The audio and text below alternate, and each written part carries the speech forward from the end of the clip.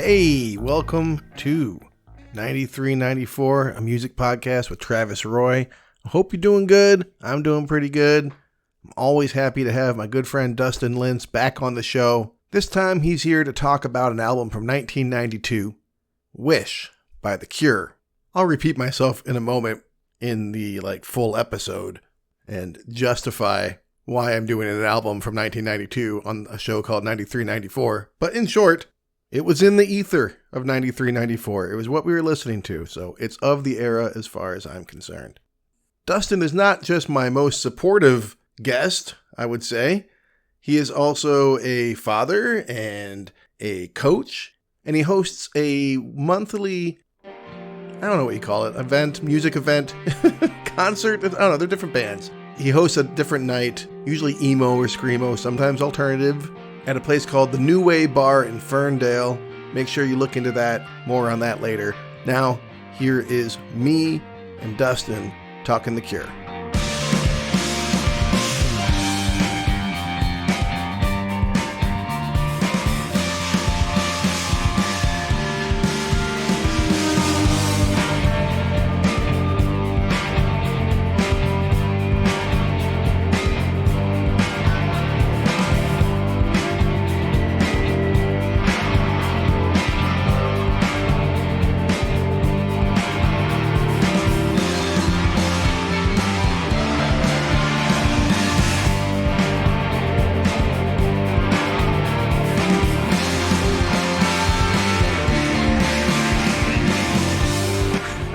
I cannot hear you.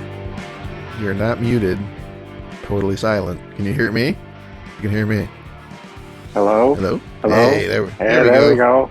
We got it. All right. We did it. We did it. Hey, man. I think I clicked something. My bad again. No worries. Boomer technology here. We're a step below boomer. Yeah.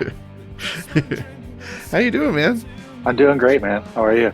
I'm doing pretty good. How's your day going? I know it's a big day for you. It's going good. I'm just kind of getting around, moving around. I woke up, didn't set an alarm this morning, which was nice. Awesome. My youngest isn't home, so she wasn't awake early. Mm-hmm. And my oldest is 19. She sleeps until she has to get up anyway. So yeah, she didn't have classes today, so she slept pretty late. And just kind of getting moved around, listening to a little bit of The Cure, and getting ready to talk to you. Yeah, man, awesome. It is your third or fourth time on the show? Third, I believe. Yeah, because you did Dinosaur Jr. Catherine Wheel. And Catherine Wheel. Yeah. And now you're on for your third time, and you've chosen an album a little bit earlier than 93, but certainly something that people were listening to in 93, 94. There it is itself. What album did you choose, buddy? I definitely went Wish by The Cure. 1992. Yeah. Fucking A. Well, before we get into that, though, I should say happy birthday. Happy belated birthday. Thank you. Congrats on being alive still. That's always fun. Yeah. I'm having a great time. I couldn't ask for a better life with my kids. Fucking A. Being the father to my daughters, I couldn't ask for a better life. So any more days that I can keep on doing that, I'm good. I'm happy. It's beautiful. And also, I want to say congratulations in person, or sort of in person, on the new job. You, like me, are now working at a high school. Middle school. Oh, middle school. Okay. Yeah. Yeah. On the show, the profession that is most overrepresented in the guests and myself is people in the school system working in education. Yeah. So what are you doing? Tell the people about your new job, please, if you don't mind. Oh, no, for sure. Just a little back history. I went to college to be a teacher, so I always kind of thought before the performance, and the musician bug caught me, so I just never got into it. But my youngest daughter is a pretty accomplished distance runner and has been for a couple of years. She's a sophomore now, and just being around her. So I just thought I'd get into coaching. Just growing up, and I ran cross country and track in high school, and just thought, I'd be a teacher and I'd just be a dorky cross country coach. And just being around my daughter and her team the past 3 years has been some of the greatest times of my life. So I caught the bug again. So I was just recently named girls track coach and the boys cross country coach at the middle school here. That's very cool. I wanted to also thank you for sending a plethora of guests my way, most of whom are coming back for a second visit very soon as well. So thank you no for problem. that. I was happy I could help. I just put a feeler out there, and just tried to hype it up as much as I can. And, luckily people responded. So no problem. Yeah. Glad I can help. Awesome. I am too. I love your podcast. I love listening to all the episodes. Thanks, buddy. Yeah, for sure. That's awesome. Should we get into The Cure? Yeah, let's do it. Keep pouring it down, keeping it going, keep pouring it down. And the way the rain comes down, that's the way I feel inside.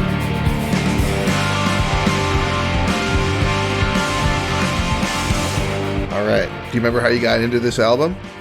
I mean, I was waiting for it to come out. I was already a diehard Cure guy. Yeah. I was born in 75. My real dad, he listened to a lot of music, but it was a lot of, so there was always a lot of music in the house, but it was all, he was a motorcycler. It was all, rock and, Steve Miller and stuff like that.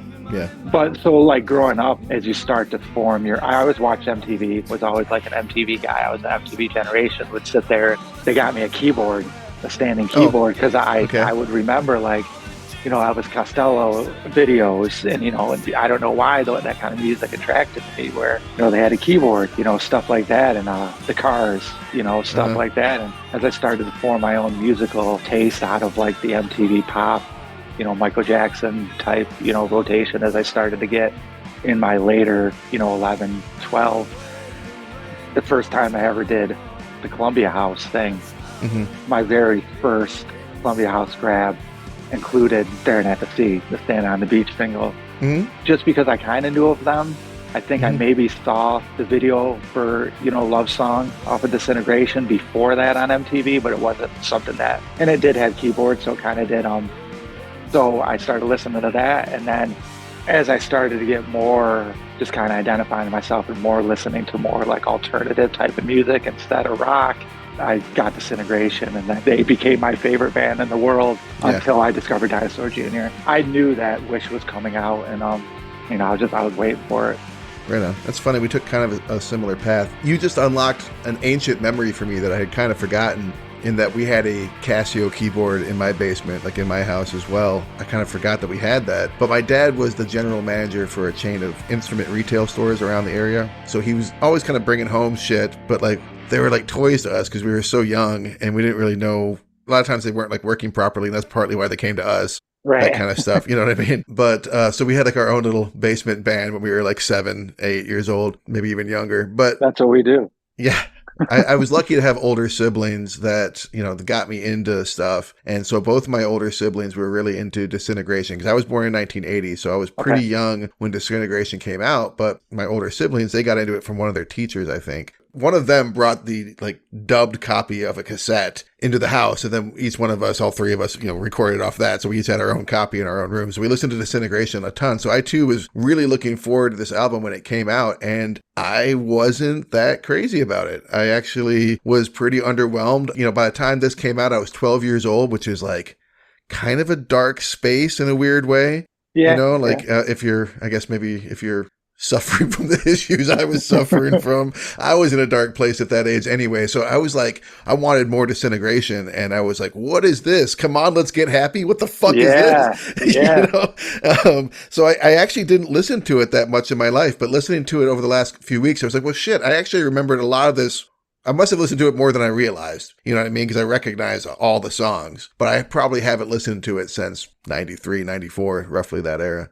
Oh, I didn't fall in love with it like Disintegration. I mean, it was a totally different album. I mean, it was more like, not really experimental, because I guess like, what was that? Wildflowers was kind of more experimental than this, but this was just kind of more like alternative rock goth album. They did have the couple really slow songs and there were, a couple gothy songs, but a lot of them were like gothy pop songs and like goth pop, goth bangers, a lot of them were really fast paced.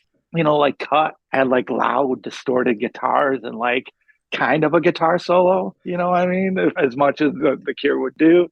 Actually, after doing Dinosaur Jr.'s Where You Been With You and then Catherine Wheel's Chrome, this album made so much sense to me. I'm like, Dustin is a wall of sound guy, a wall of guitars guy.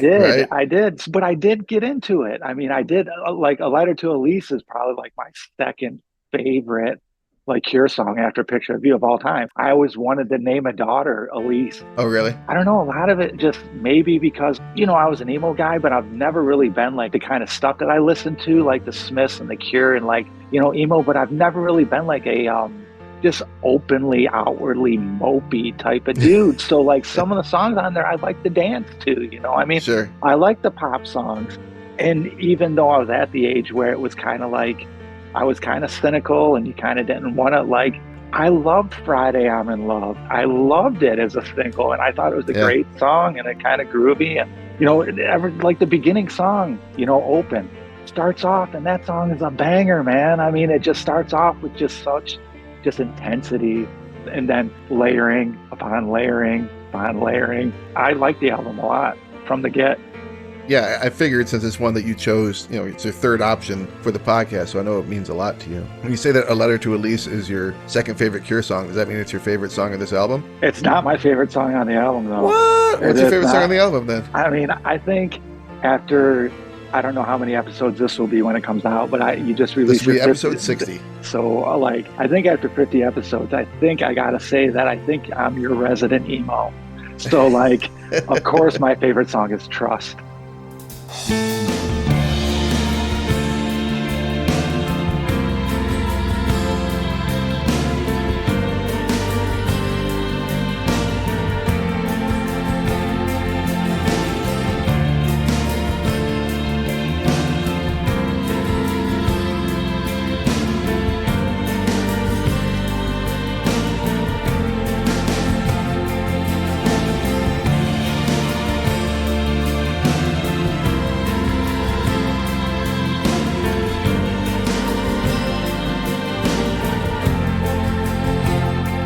Oh, yeah. Okay. I mean, it's almost an instrumental. There's really not a lot of vocals on it. And I'm a vocalist and I'm a songwriter and stuff like that. But just like, even the instrumentation is just like so sad and just crushing and just like emo, I guess.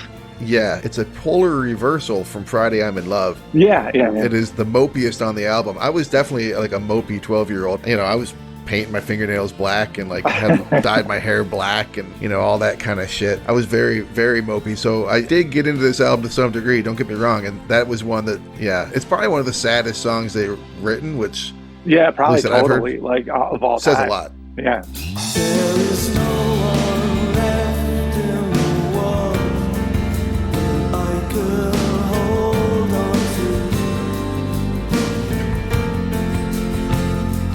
There is really no one left at all. There is only you. And if you leave me now, you leave all that we were undone.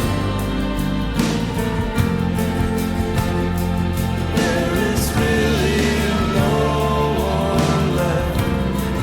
You are the only one.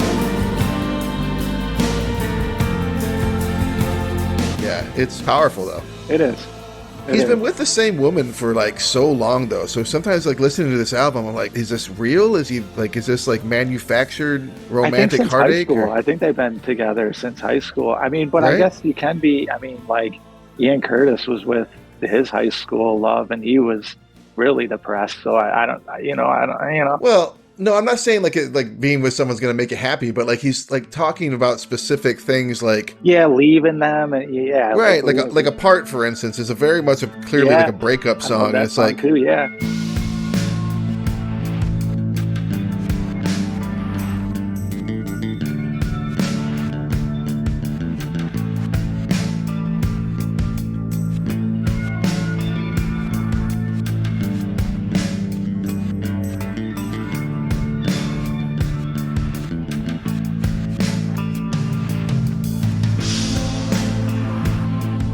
it's a good song, and also an incredibly sad song. Sad and emo, yeah. Like Trust, right? So it's like I wonder how much of that is based on his reality, or if he's like pulling from his friends, or you know what I mean? Like it's just interesting. I don't think he's writing from, his, I don't know, but I don't think on songs like that. I think, because even like the song Friday I'm in Love, like, I don't think he's writing from a personal, experience, because if it is, that's a pretty mean song, to somebody, But I think on some songs, like, with Trust and Apart, like Breakup, I think he's taken himself outside, like, his actual being and just writing a story. Waits for her to understand, but she won't understand at all. She waits all night for him to call, but he won't call anymore. He waits to hear her say forgive, but she just drops up her black eyes and prays to hear him say I love you, but he tells no more lies.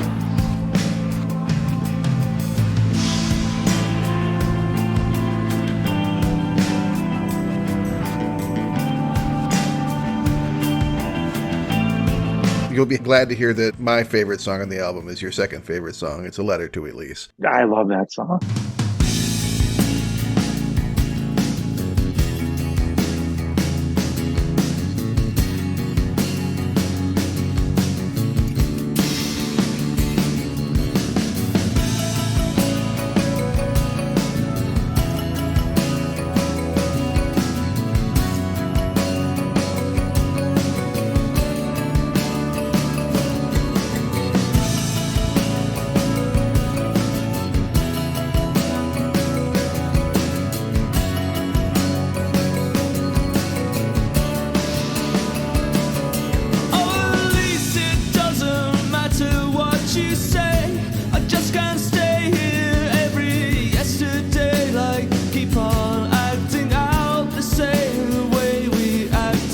When that song starts, it's just so The Cure. You know what I mean? It's just like it's so them. It's so dead on, like, and not a parody kind of way. It's just like, I would hold it up as representative of a lot of their stuff. If someone had never heard The Cure before and then wanted to get them into them, that would be like a good song to play for them, I feel like. It is like classic Cure, like even his songwriting, like even at the end where he's just kind of just ranting on, where he's saying, like, throw it all away and you throw it all away. And then he just goes into like, Elise. It's just a beautiful song. Yeah. I don't think any band other than, I call them like goosebump moments, I don't think any band other than The Cure gives me more like goosebump moments than The Cure. I know I'll never really get inside of you to make your eyes catch fire the way they should. The way the blue could pull me in if they only would, if they only would.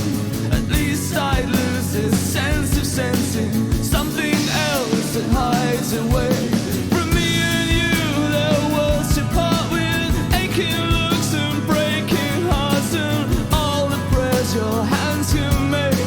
But I just take as much as you can throw and then throw it all away. Oh, I throw it all away, like throwing faces at the sky, like throwing arms round yesterday. I stood and stared wide-eyed in front of you. Yeah, it's so heartfelt, which again makes me wonder, like, because it's clearly a breakup song. Yeah. Maybe he broke up with an Elise at some point in his life. I don't know. I guess I can speculate all I want, but whatever the case, he makes these like personal tragedies so relatable. I was feeling it at 12, even though I didn't even really have a relationship in my life yet. And then as a 43-year-old, I could feel it, even harder. Yeah, well, I think that's why it is so personal, because he's not writing from his personal experience. So like, kind of like a story. So you're taking it in more as your own. He's making it feel like you own that heartache and you own that sorrow, and like it was your breakup, not his, Oh, that's well put, dude. Yeah. Yeah. Good point. Now, what about the least good song on the album? Could you find one? I mean, your least favorite, I should say. That's a better way of phrasing it. I mean, maybe Wendy Time.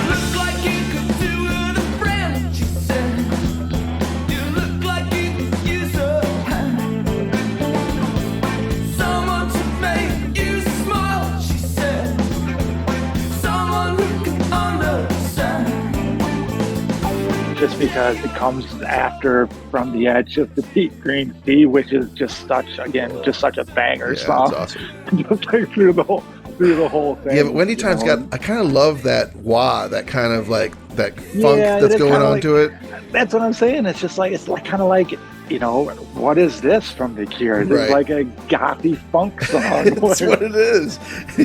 Yeah. So I can see that kind of like, it doesn't sound like you don't like the song. It's just like if you have to pick a least good. If I have to pick a least favorite, right? Then I could see that being the one. It's so playful, but sometimes, this album's, I don't want to say it's uneven, but like it's got like these big highs and valleys that go back and forth. Yeah. And so to go from the Edge of the Deep Green Sea, which I agree, like I thought I was going to say that was my favorite song on the album, because as a kid that was my favorite song. I was going to say it too, right? Well, the first four are amazing. Really? The first four from the start of the album, pretty strong just stuff. From that starting bass line is just amazing. And can we talk about Simon Gallup's bass playing? I mean, I don't even play bass. It's like he's just laying it down the whole album. Yeah.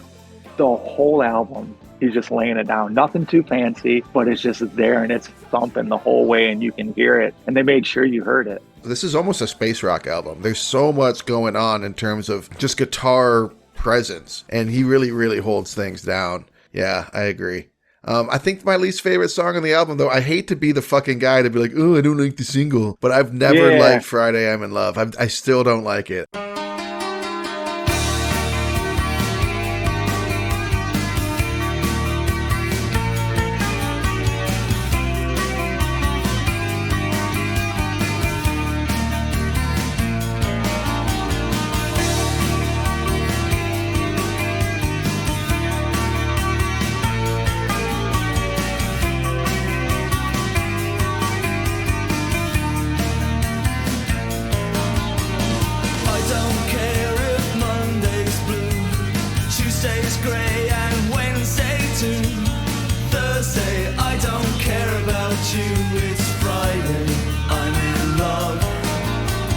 It's like, I get why people do like it, and I kind of wish I did like it, and I think it's great in a way that they release a song of all people to have like such an upbeat song, but it just feels like such a shifting gears that I'm like, who the fuck is this band? I don't know, it's just never done it for me.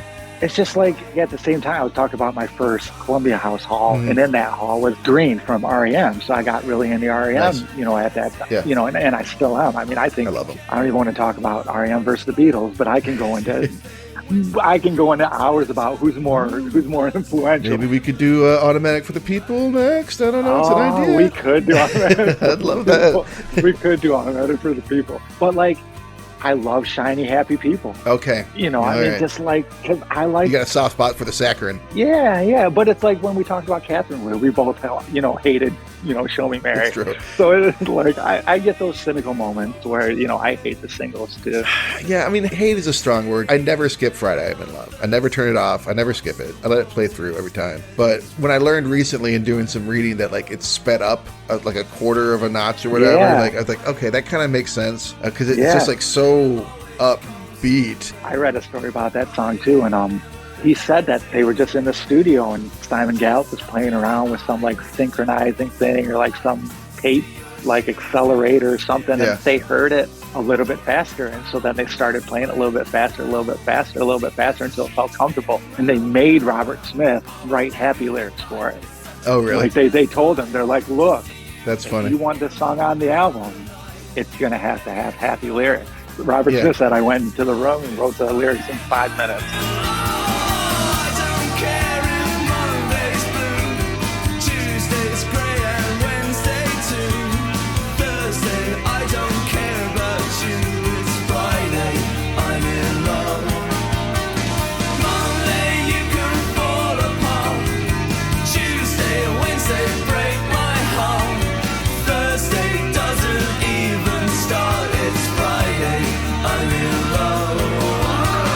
Yeah, I know that they was recorded on a Friday afternoon, so he was like, well, that's like a good feel, so like I'll kind of like do that. And I also think it's really funny that he went around apparently like playing the riff for them and being like, hey, I wrote this, or did I? Does this sound familiar to you? I feel like I accidentally stole this from somewhere, which, you know, you're a songwriter, like, you know, like that kind of shit happens, you know, I've done that too. So it's funny to me that even he was like, this doesn't sound like me. Is this someone else? That's what he said. He's like, I don't know how to write happy lyrics. Yeah. And then he just thought about it was Friday. And you listen to the lyrics, and that song just seems such like a mean song to like somebody like, you know, screw your needs, you know, screw what you have going on the rest of the week. 1 day a week. That's all you get. Only call you 1 day a week. That's all. But he didn't write it about that. He just wrote it about how everybody looks forward to Friday. Yeah. And about how every other day is just nothing. And then everybody loves a Friday. Yeah. And it's paired up with doing the Unstuck, which is also a pretty upbeat song, but it still has that kind of underlying kind of darkness to it, especially by the end of it. He's like talking about burning everything down and that kind of stuff. But that song's really driving and really once it gets into instrumentation and all that stuff, like that's one of those other, you know, goth bangers that they have on this album. It's full of them. This album's full of them. It's really full of them. What about the underrated? I'm going to go From the Edge of the Deep Green Sea. That song's so good. It's so good. It's so good.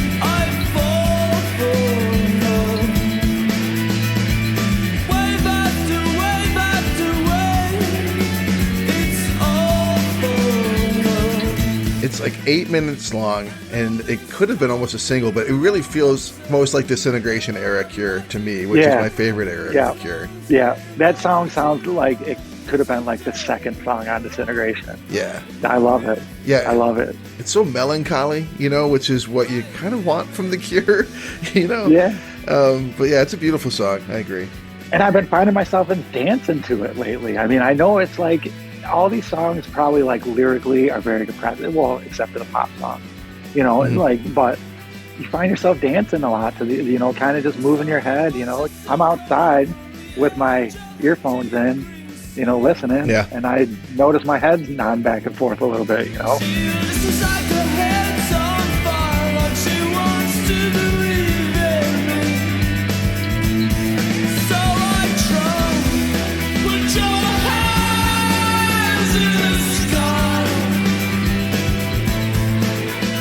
Well, yeah, because even a song like From the Edge of the Deep Green Sea is, it's not morose, it's just kind of glum or something. But you're right, there's still an urgency to like the rhythm of it in a way, or at least more so than you would think given the way the overall feel of the song.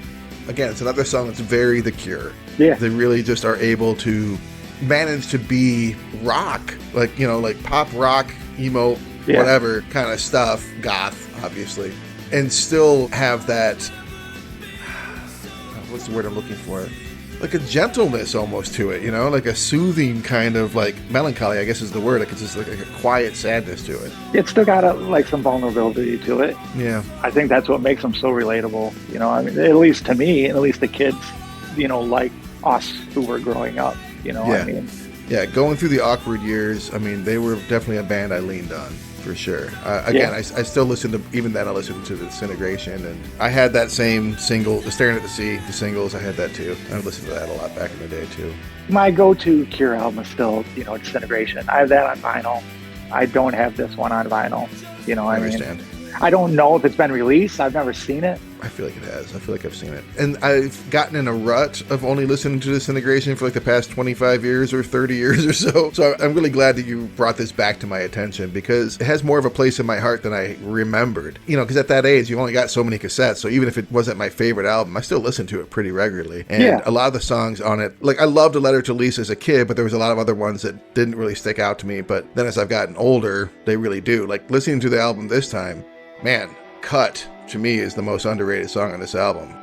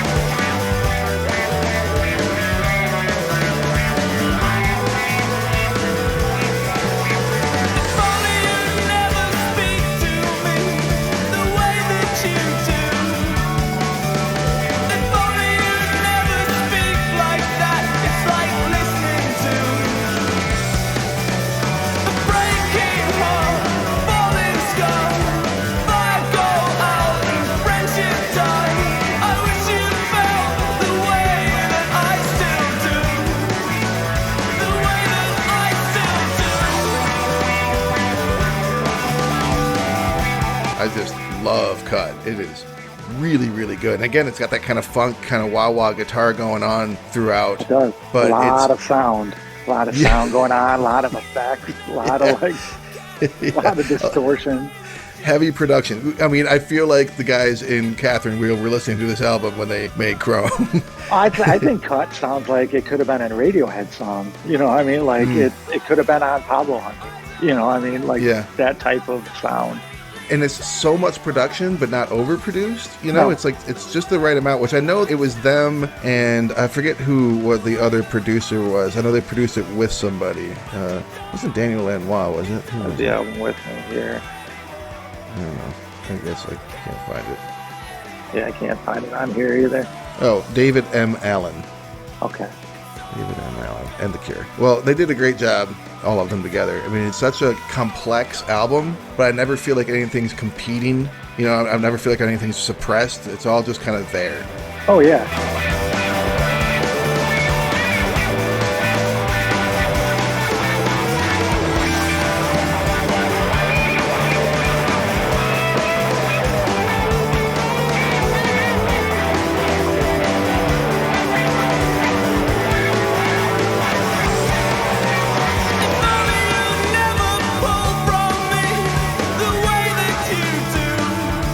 Have you seen them live? Yeah, twice. Yeah? I saw them on this tour in '93 at the Palace, which ended up becoming the live album show. And then I think 96, 95, 96, Wild Mood Swings tour. Okay. That was at Joe Louis. And they barely played anything off of Wild Mood Swings, which I was happy about. They played a lot of good songs. They played mostly what you wanted to hear if you were into The Cure. The Wish show that ended up becoming the album show. Show wasn't recorded in Detroit, was it? Yeah, at the Palace. Yeah. That's where Show was recorded? Yeah. I didn't know that. Yeah, that one came Holy out in '93. So, and it was on the Wish tour, so that's kind of where this album relates to '93. Yeah. Yeah, but that one, it was at the Palace, and people were standing, and like I loved it. It was a great show, and they played a lot of great songs. But the Wild Mood Swings tour, that was like, I'm not a religious person, but that was no standing.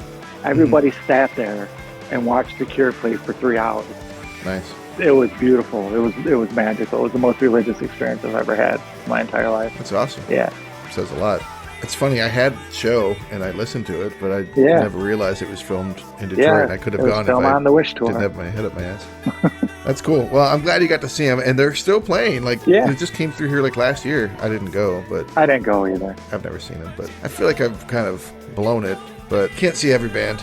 I saw them play on the Rock and Roll Hall of Fame induction ceremony, and they still sounded pretty good. I'm sure. Playing live, you know, I haven't seen them in 25 years.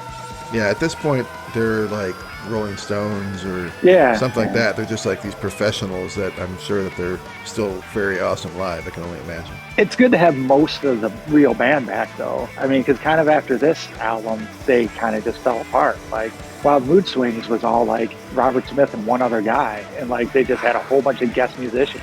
I did not know that. I stopped listening, around here. So like especially the stuff that I heard was not great. So no, it wasn't. They kind of just fell apart. They didn't know how to be pop stars. After this album, they just kind of fell apart.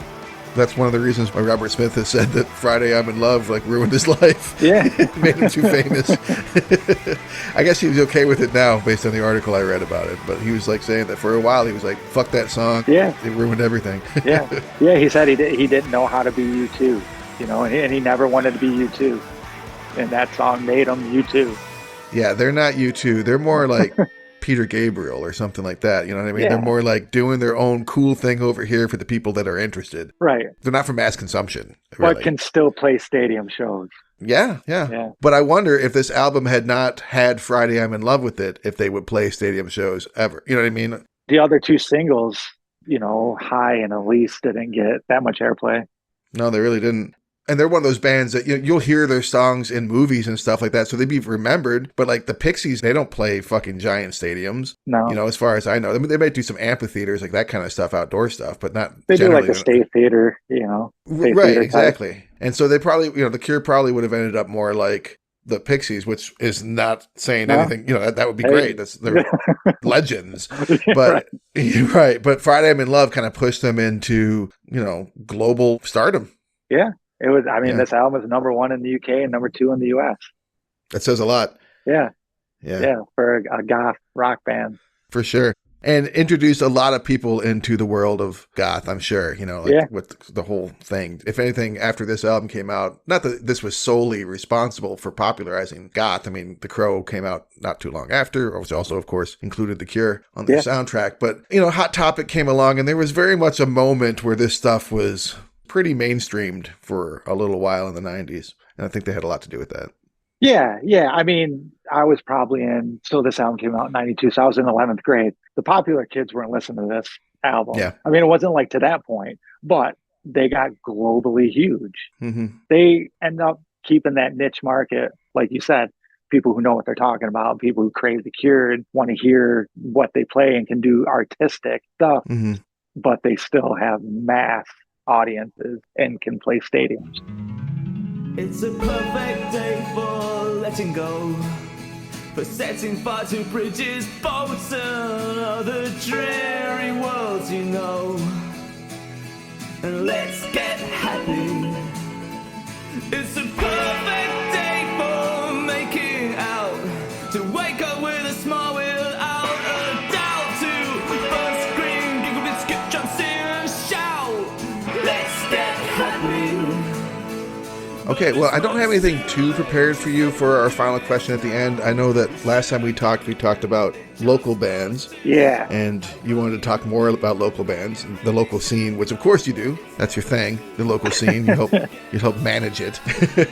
So I thought, well, I mean, a good place to start would be, what are you doing tonight? Tell the people what you're doing tonight, and maybe local people might be able to come on board in future dates. Cool. All right. Well, we're having this thing called Live Band Emo Night, and we're starting it at the New Way Bar in Ferndale. Basically, the idea is, there's these club emo nights that are going around the country, and they have club emo night tours and stuff like that, but that's like bros dancing to like the club remix of like Sugar We're Going Down Swinging, stuff like that. So what we're going to do every month is we're going to bring you 3 or 4, local emo flavored bands. They're going to play, and we're going to play like classic emo and post-hardcore and shoegaze and stuff like that, on the loudspeaker between bands, and until around 12:30. We're old and need to get to bed early. Yeah, tonight's the first one, and I'm purposely ending it at 12:30 at the latest, man. I gotta stop. So tonight we're doing tonight's the first night of it. I had this band called Graders, which was this band in Ipsy. They broke up around 12 years ago, and they're amazing. They're reuniting, and they're doing a reunion show tonight. Very cool. And then Rob Leroy's band, who you had on talking about Dinosaur Jr., his band Dharma, which is you know, like kind of like a shoegazy, you know, emo alternative. Kind of like if I saw a description on their Facebook page was like, if Dinosaur Jr. took acid with Smashing Pumpkins. That's a perfect description of them. Yeah, that sounds about right based on what I've heard of Dharma. So we're going to do that. We're going to have a good time. It's my birthday party, so I expect to see a lot of people that normally don't come out to shows, you know, so I just expect a lot of good people. And, you know, I really haven't done a lot of shows since the pandemic, and I'm looking to hug a lot of people. You know, I'm a hugger, and that's one thing that I miss COVID. Yeah. Just can't wait to hug a lot of people and see some good music. Right on. Will it always be at the New Way Bar in Ferndale? It will be at the New Way Bar in Ferndale, probably like the first or second weekend of every month. There is a Facebook page you can look up, Live Band Emo Night, hosted by Skinny, S-K-N-E, Gene, G-N-Z. Oh, so you made it easy to find. Yes. Okay. Live Band Emo Night, hosted by Skinny Gene. Spelled wrong. Okay. Spelled wrong. Or you could like Google the New Way Bar in Yeah, Ferndale. they'll I'm have, sure they'll they probably have stuff have on some there too. stuff posted too. Yeah. Okay. So, looking back on your career of setting up shows, could you name some of the bands that you've worked with, or some of the shows that you've had? When you think about it, like, what are some of the shows, some of the bands that come up to your mind the most, and some of the best times that you've had doing this? Coke Dick Motorcycle Awesome, for sure. Touring with those guys, and just, it's like fucking 12 of us in a van, you know, just having a great time. Yeah. And just the live shows, you know, when the first birthday party show I ever did was a week before COVID shut down the world on March 6th, 2020. Mm-hmm. So I had a really shitty year that year. Didn't we all?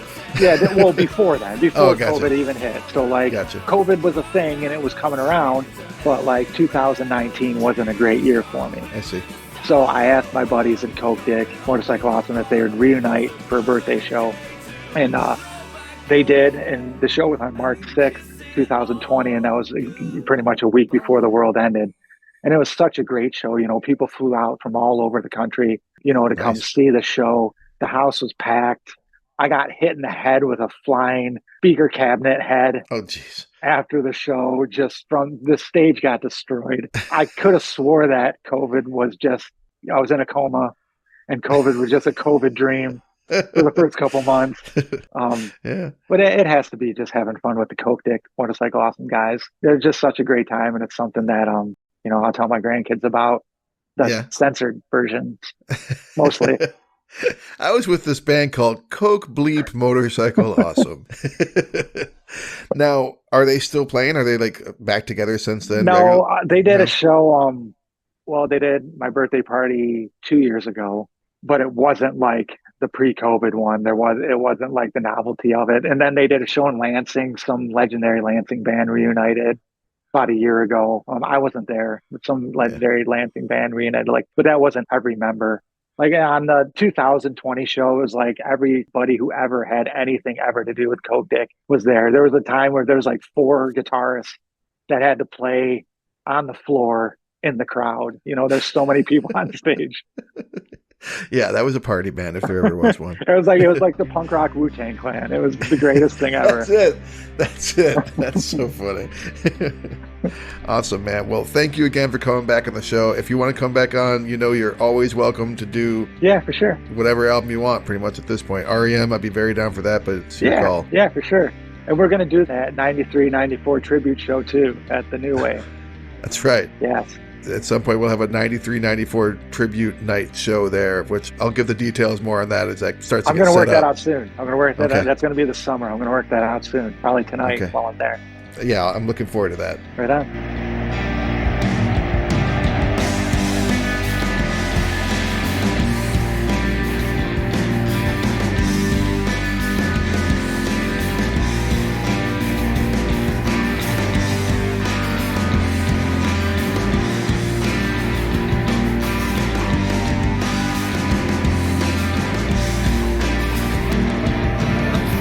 I've reached that point.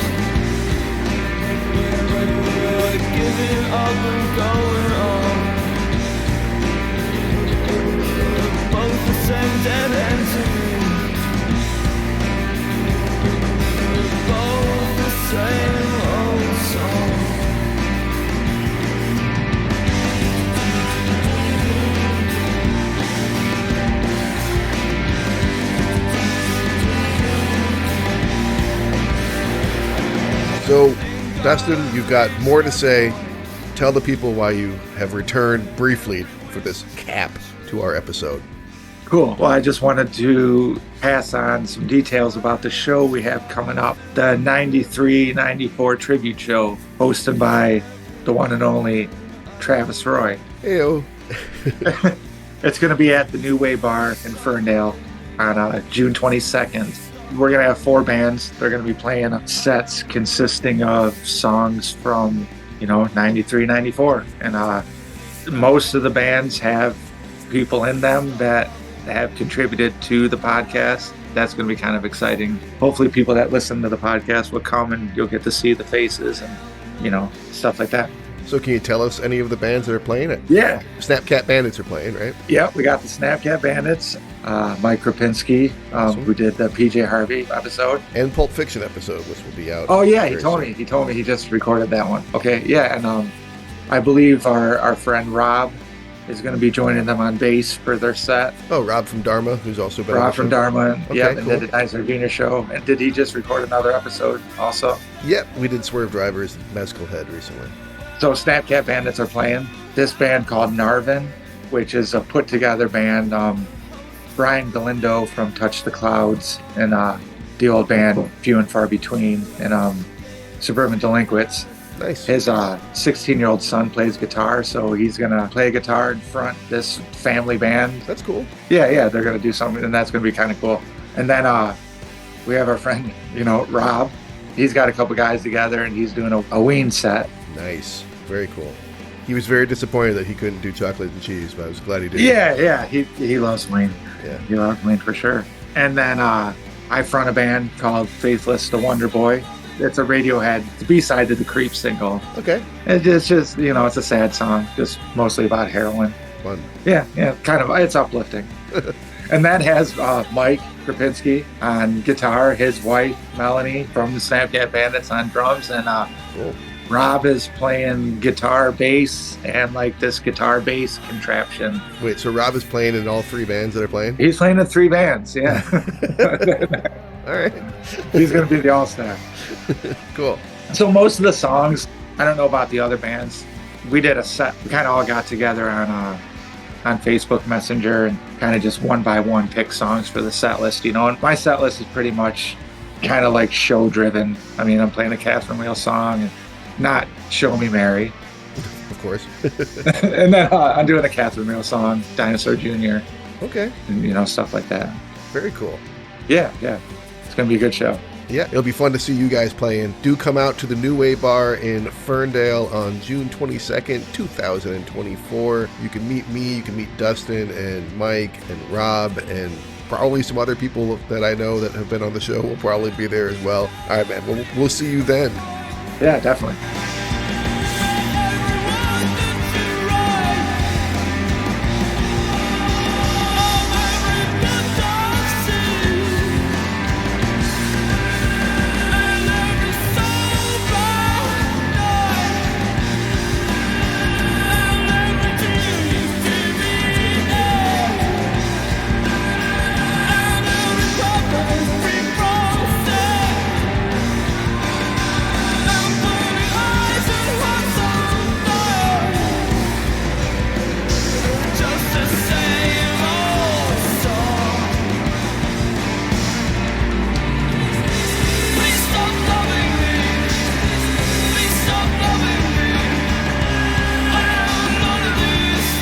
All right, you heard the man. June 22nd at the New Way Bar in Ferndale, Michigan. That is June 2024. Coming up very soon in my timeline, probably the past in yours if you're listening to this anytime past this month. But Dustin does this show every month at the New Way Bar, so you can always see him there. And he tells me that we'll be doing another 93-94 tribute show probably in November, so listen out for that. But we hope to see you on the 22nd at the New Way Bar in Ferndale. And as always, I'm going to ask that you please rate, review, comment on the show, share it with people. Do support the show if you are a regular listener, and you're always welcome to reach out to me if you want to be on the show, or for any other reason, you can email me at 9394podcast@gmail.com. I'm going to leave it right there today. Thank you, everybody. Have a good one.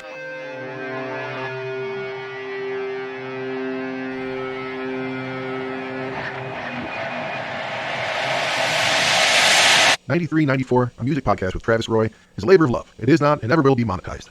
Please don't sue.